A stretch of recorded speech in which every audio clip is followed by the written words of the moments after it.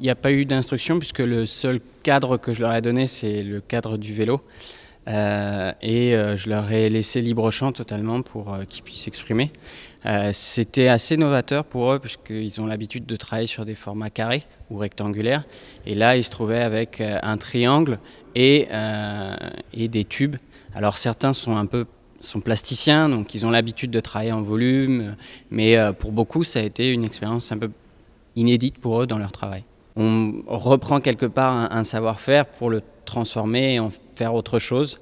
Et c'est ça qui, je pense, en a inspiré beaucoup et qui a porté un peu un esprit collectif.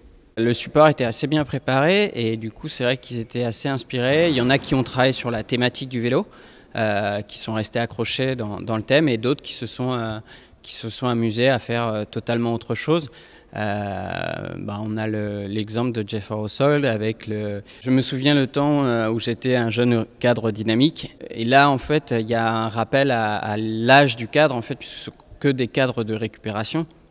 C'est des cadres de Motobécane, de Peugeot, donc qui ont été fabriqués dans la région, puisque c'était à Saint-Quentin pour Motobécane par exemple, qui allaient finir à la déchetterie. Alors c'est illégal, mais j'en ai récupéré même certains en déchetterie. Ça a commencé sur un pop-up store à Paris où avec un ami on avait monté un pop-up store où lui exposait des œuvres. Donc là j'ai découvert le travail de quelques artistes, dont Jana IJS ou Jeffer Russell.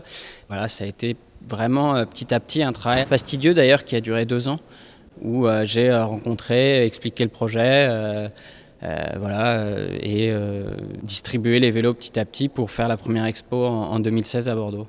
Elle est passée beaucoup dans la région bordelaise, à Ribérac, au Vélodrome, à Senon sur une journée du vélo qui réunissait pas mal d'acteurs du vélo. Et c'est la première fois qu'elle voyage aussi loin, donc je suis assez content.